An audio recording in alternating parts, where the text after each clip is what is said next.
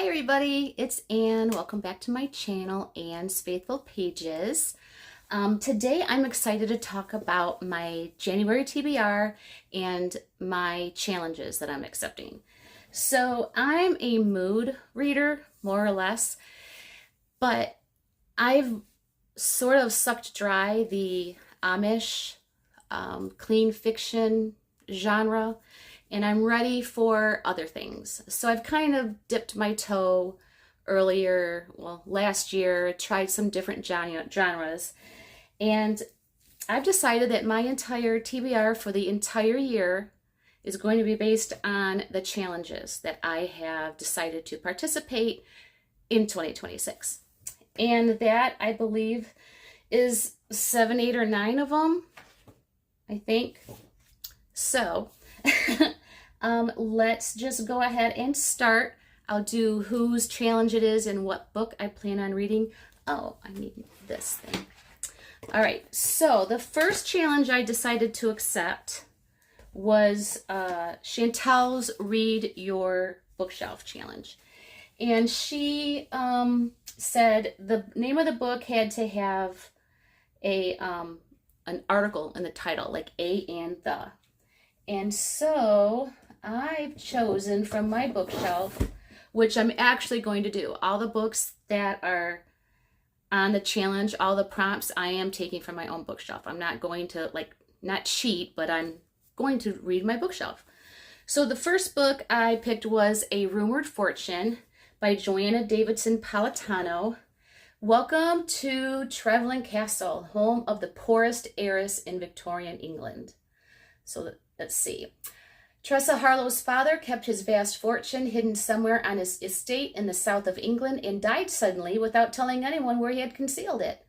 Now Tressa and her ailing mother are left with a mansion and an immense vineyard and no money to run it. Okay, so this is published by Revel, and it looks like, what's the date? How old is this? 2018. That's not too bad. Let's do the first line. Chapter 1. Never let common sense stand in the way of a great legend, they say. And there's wisdom in that, because on occasion those great legends turn out to be true. Notebook of a viticulturist. So there's a word for you all to look up, viticulturist. Viticulturist, and explain to me what that is in the comments below. I appreciate that. Okay, and Chantel's also having an indie author book club. I'm kind of naive when it comes to indie authors. I don't know how to tell if they're indie authors or not. So I'm going to read the books that she suggested. And the book for January is called Between the Shadows. And so far I'm liking it. It is a dystopian-ish, I'm assuming. Let me bring it up so I can show you the cover. Bum, bum, bum, bum, bum, bum, bum. And it won't show me the cover, but it'll show me the book I'm reading. Oh, dark on it, there it was.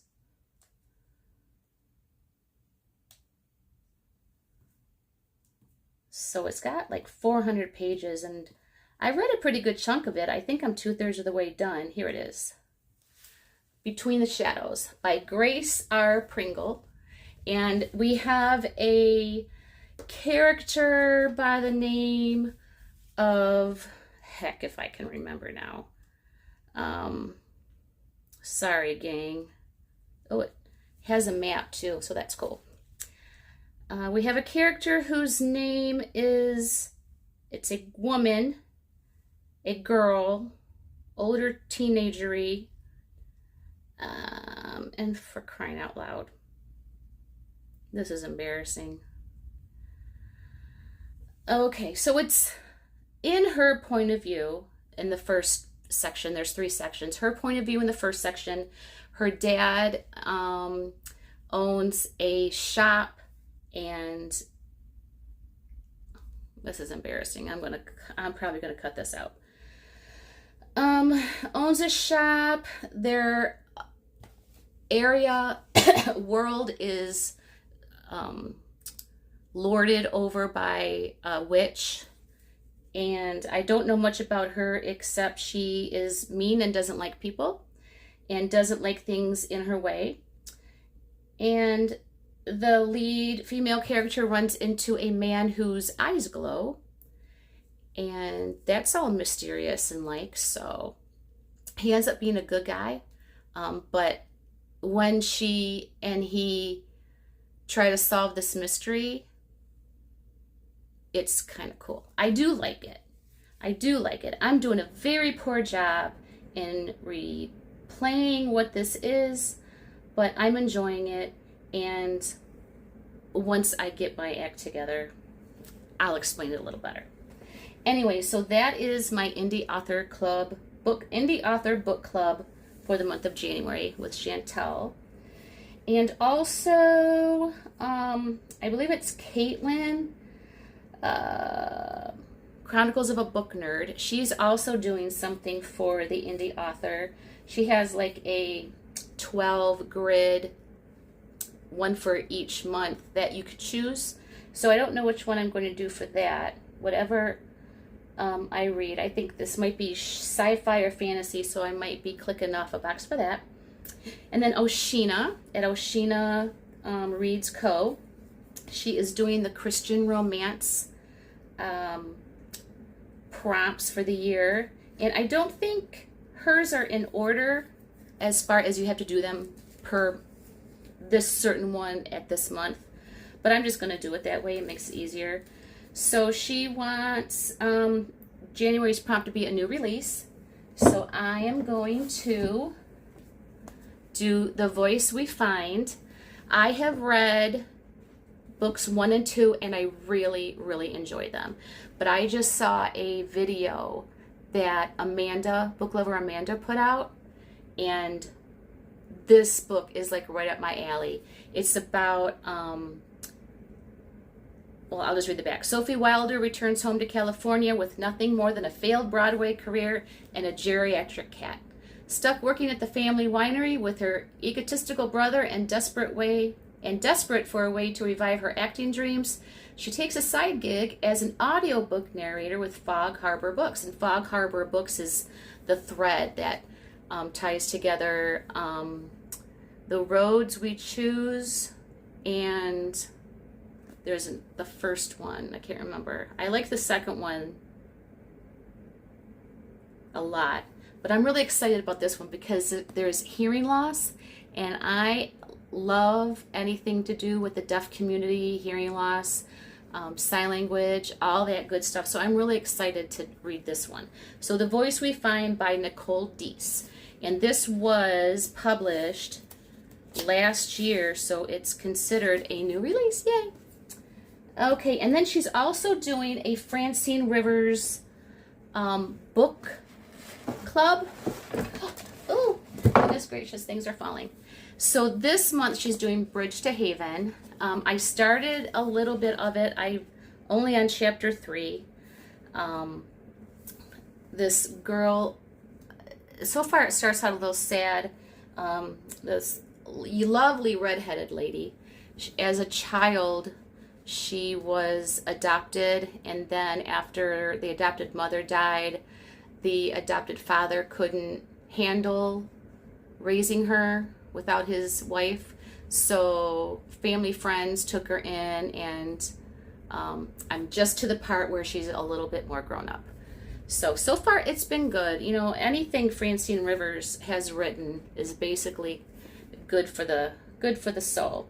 So Bridge to Haven, Francine Rivers, for the Francine Rivers Book Club.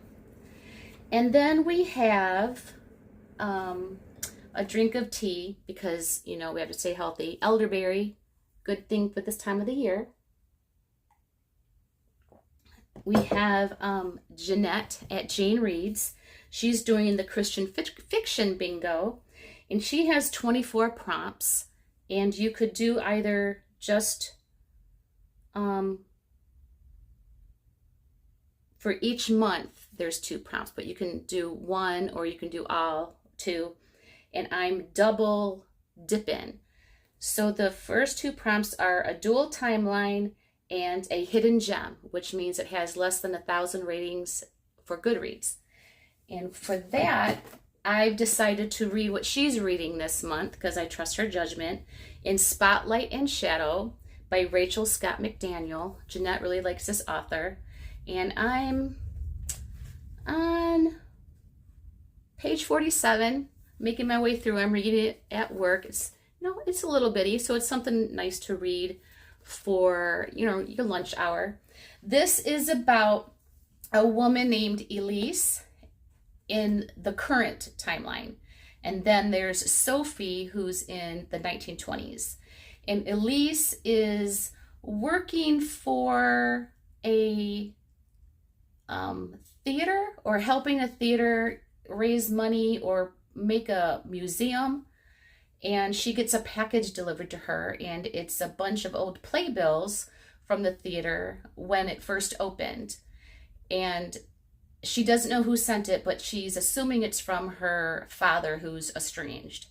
And that's what we know about that. Elise is also a concert violinist, and something's happening with that as well, so that's cool.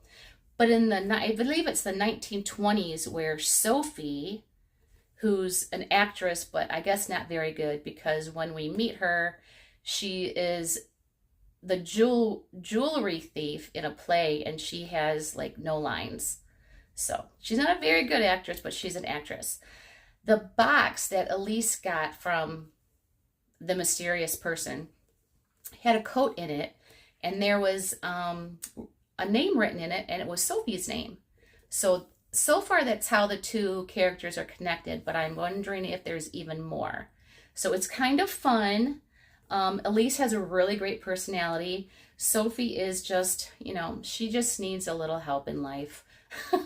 But she's a sweetheart too so far. So I'm enjoying this book, In Spotlight and Shadow by Rachel Scott McDaniel. So it's a hidden gem, less than 1,000 ratings on Goodreads. And then more readathons or challenges.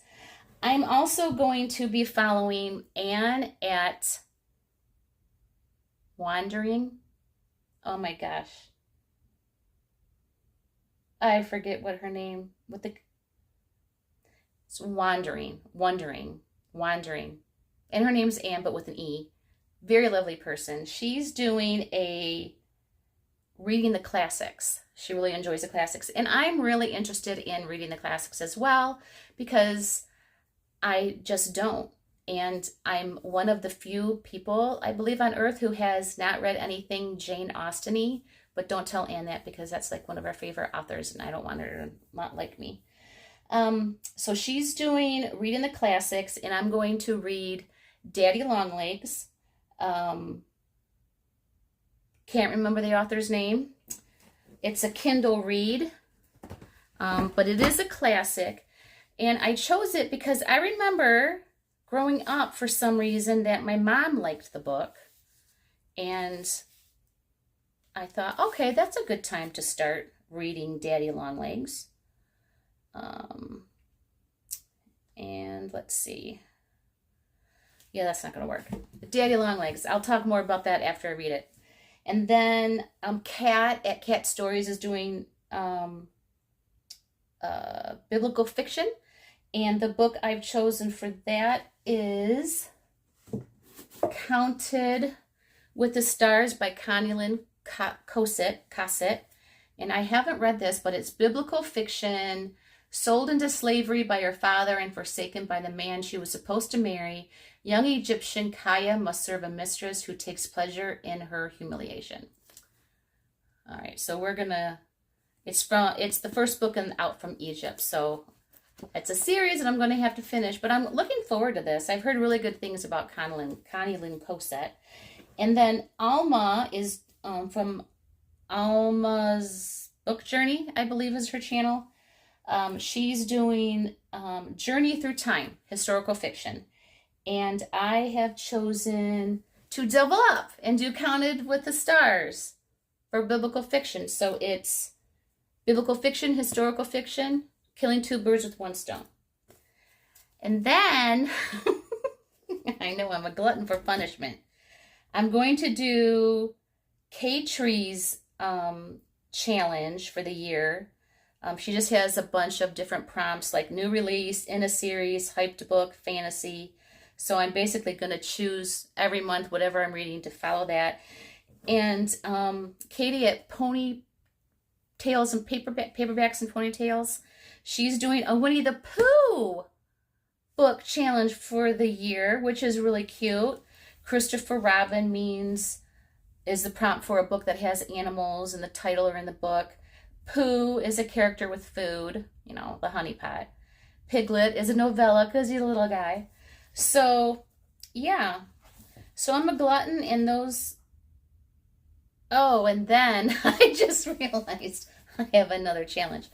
So I found on Facebook, I think, or maybe it was Instagram, that a bunch of authors, is it through Bethany House? I don't remember. But there's a Christian fiction challenge, and it's a bunch of authors, 12 in all, because there's one per month, where they have decided that there's going to be a certain book allotted for the challenge each month. This month was Uneasy Street by Becky Wade. It's a third in a trilogy, so I had to read the first and second. And it's a trilogy called Sons of Anarchy, and it deals with three brothers. Two are biological and one's a half-brother.